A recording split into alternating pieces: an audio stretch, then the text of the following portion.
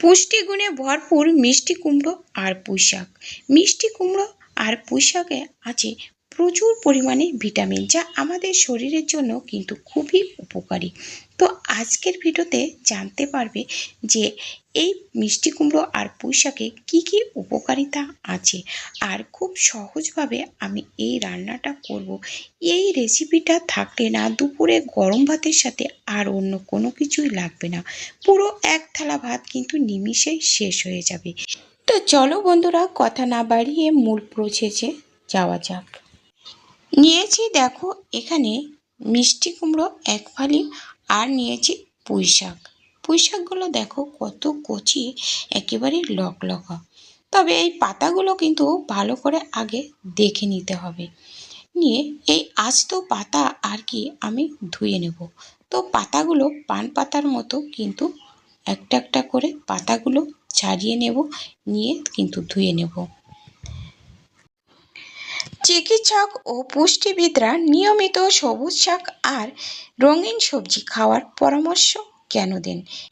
ভিডিওটা প্রথম থেকে শেষ পর্যন্ত দেখার অনুরোধ রইল, কারণ এর পরে আরও অনেক কিছু টিপস আমি শেয়ার করব।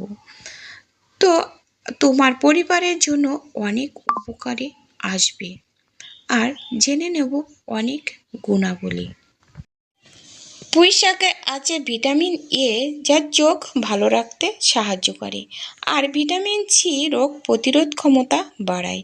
ভিটামিন কে হচ্ছে হাড় মজবুত করে ও রক্ত জমাট বাঁধতে সাহায্য করে, আর আছে আয়রন ও ক্যালসিয়াম, রক্ত গঠনে ও হাড়ের জন্য বেশ উপকারী। তাছাড়া কোষ্ঠকাঠিন্য কমাতে কিন্তু সাহায্য করে পুঁই শাক।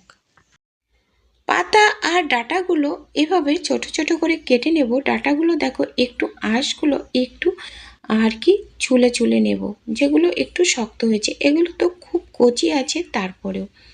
তো পাতা আর ডাঁটা এভাবে কেটে নেব, আর পরবর্তীতে জেনে নেব যে মিষ্টি কুমড়োতে কী কী উপকারিতা থাকে। তার জন্য আমার সাথে থাকো। তো এই যে দেখো আমি এইভাবে সব সবজিগুলো কেটে নিলাম।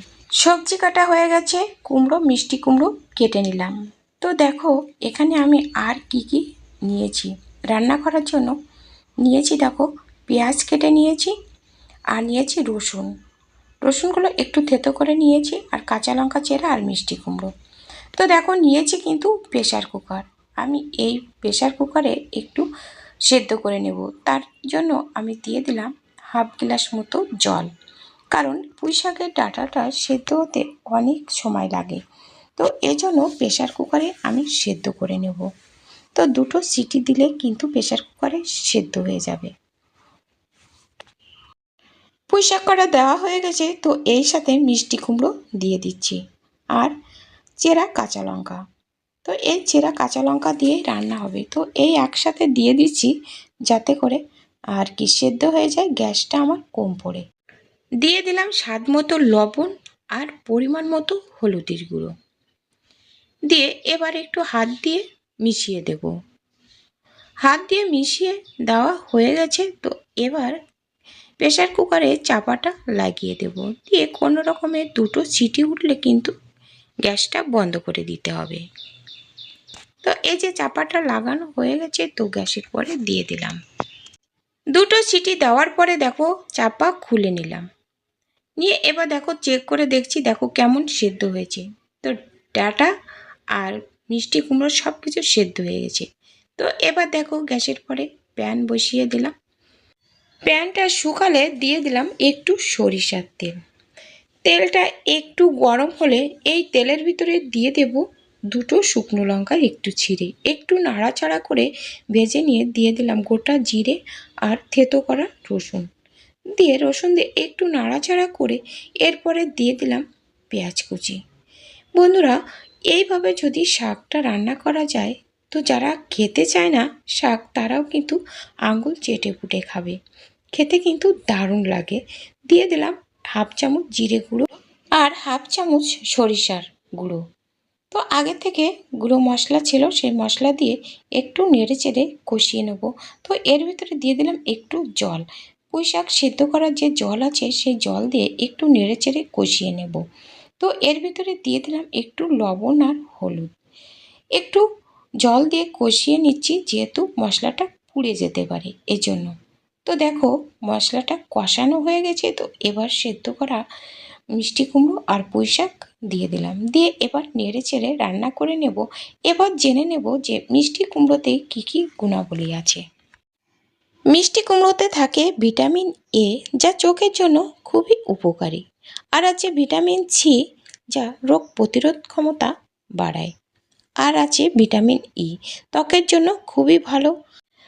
আরও আছে পটাশিয়াম ও ফাইবার, যা হজমের জন্য খুবই ভালো ও কোষ্ঠকাঠিন্য কমায়।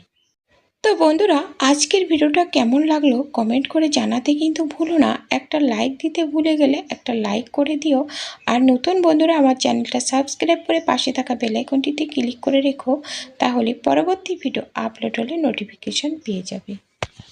তো দেখো আমার রান্না কিন্তু কমপ্লিট হয়ে গেছে। এবার গ্যাসটা বন্ধ করে আমি নামিয়ে নেব। এটা না দুপুরে গরম ভাতের সাথে খেতে কিন্তু দারুণ লাগে। বন্ধুরা, তোমরা একবার হলো এভাবে রান্না করে খেয়ে দেখো। এই পুঁই শাকের রেসিপি দিয়ে পুরো এক থালা ভাত কিন্তু অনায়াসে খাওয়া যাবে। আর তোমাদেরকে একটা গুরুত্বপূর্ণ কথা বলবো, যে সবজি রান্না করবে সেই সবজির কালার থাকতে থাকতে কিন্তু নামাতে হবে, তা না হলে কিন্তু পুষ্টিগুণ নষ্ট হয়ে যায়। তো দেখতে দেখো কত সুন্দর হয়েছে, খেতে কিন্তু দারুণ হয়েছিল। তো বন্ধুরা, আজ এ পর্যন্ত, দেখা হবে পরবর্তী ভিডিওতে। ততক্ষণে তোমরা ভালো থেকো, সুস্থ থেকো।